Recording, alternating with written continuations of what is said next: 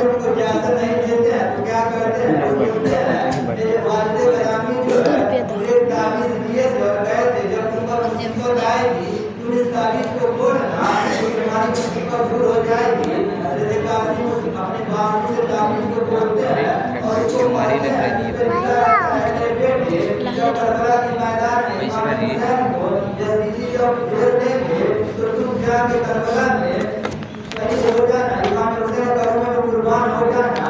इस पर ताबीज़ को लिखा था और हज़रत कासिम इमाम हुसैन को जब देते हैं, इमाम हुसैन जब पढ़ते हैं तो आप रोने लगते हैं, आंखों से आंसू गिरने लगते हैं, सुनने जब रोने लगते हैं तब इजाज़त दे देते हैं मैं हज़रत कासिम आप जाइए, वहाँ तलवार लेकर पहुँचाते हैं मैदान करबला में जाते हैं और यज़ीदियों को ललकारते हैं। आपका ललकारना था कि यज़ीदी खौफ हो गए, उनके खौफ को दहशत तारी हो गई और वो डर कर कोई आ नहीं रहा था आपसे जंग करने के लिए। यज़ीदी कहने लगा एक अरसद पहलवान था, बहुत 1000 बहादुरों को कत्ल कर देता था। अरसद पहलवान था, बहुत ही पहलवान था, 1000 के मुकाबले में अकेला था। यज़ीदी कहता है अरसद पूजा हज़रत कासिम से मुझे लड़ाई कर, तो अरसद कहता है मैं इस बच्चे से जाऊँ लड़ाई करने, मैं 1000 बहादुरों को कत्ल कर देता हूँ, मैं इस बच्चे से जाऊँगा लड़ाई करने। यज़ीदी कहता है तुझे जानता नहीं ये इसके खून में है, दिमाग का खून है इसके रगों में, ये अकेले अगर उनके प्यासे नहीं रहते तो हमारे सारे लश्करों को ये अकेले कत्ल कर देते। अगर ये भूखे प्यासे नहीं रहते तो इतना जब कहा यज़ीदी तो अरसद पहलवान जो था वो मायूस हो गया, कहने लगा मेरे 4 बेटे पहलवान हैं, मैं उनको भेजना चाहता हूँ उनको कत्ल करने के बाद तो ये अरसद के 4 बेटे हज़रत कासिम से लड़ने हैं। हज़रत कासिम जो है तलवार से उन चारों को कत्ल कर देते हैं, उससे जंग कर देते हैं। हज़रत कासिम जो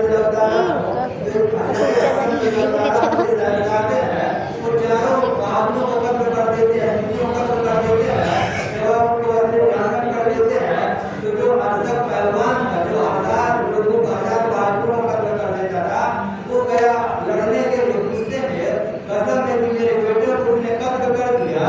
गुस्से में तलवार लड़काता हुआ लेके गया और देखता है कासिम जो है तलवार ऐसे जब चलाया वो तो चमका के देख लिया ये तो मेरे बेटे की तलवार है। कहने लगा ये तलवार आपके पास कैसे आया? हज़रत कासिम कहते हैं इसी तलवार से मेरे बेटे को कत्ल किया और मेरे बेटे की निशानी के तौर पर मुझे कत्ल करने का दिया है।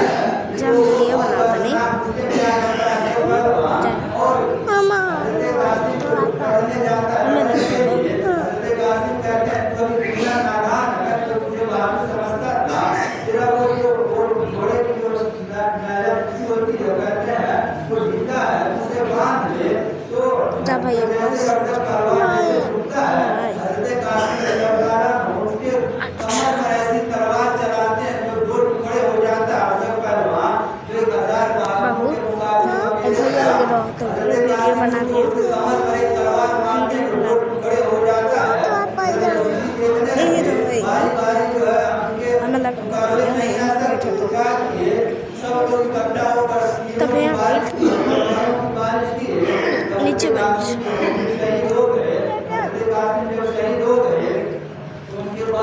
बाद जो है हज़रत अब्बास रज़ा की बारी आई, वो हज़रत इमाम हुसैन से कहते हैं कि अब आप मुझे इजाज़त दीजिए मैं जाऊँ यज़ीदियों को कत्ल कर दूँ।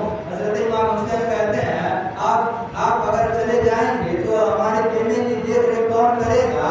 आप इजाज़त नहीं देते हैं। हज़रत अब्बास रज़ा कहते हैं आप मुझे इजाज़त दीजिए मैं उनको जाऊँ कत्ल कर दूँ। कहते इमाम हुसैन इजाज़त दे देते हैं। अब्बास रमदान जाते हैं और एक मशकीजा ले लेते हैं अपने बाजू में और लेकर यज़ीदियों को कत्ल करते हुए उसमें जहन्नम करते हुए दरियाए फुरात में पहुंच जाते हैं। वहाँ पहुंचने के बाद आप मशकीजे में पानी भर देते हैं और पानी जैसे भर के आप कंधे पे रख लेते हैं फिर चुल्लू में पानी उठाते हैं पीने के लिए।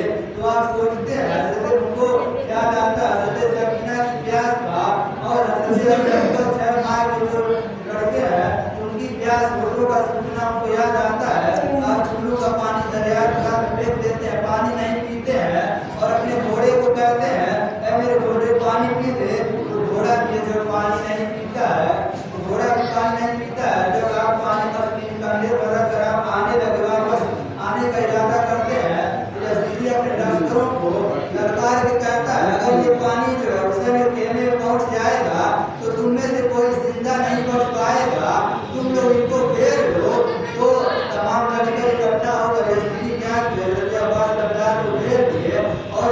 धोखे से आपके दाहिने बाजू को तलवार मारी, आपका दाहिना बाजू कट गया। फिर और जैसे ही आप जो मछलियाँ पानी का था आप बाएं कांधे पर रख लिए, फिर एक और मुस्ताक में आपके बाएं बाजू पर तलवार मारी, आपके बायां बाजू कट गया।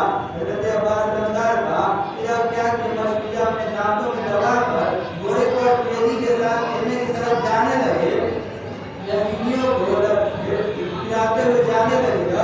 एक और मुस्ताक यजीदी का क्या किया, तीर का निशाना लगाया और मछली पे मारा कि वो पानी गिरने लगा। पानी यहाँ तक सब गिर गया। जब आप खेलने में वापस आए तो सारा पानी गिर गया था और वो भी आप हजरत अब्बास रमदार शहीद हो गए। तो बारी आई हजरत अली अकबर की।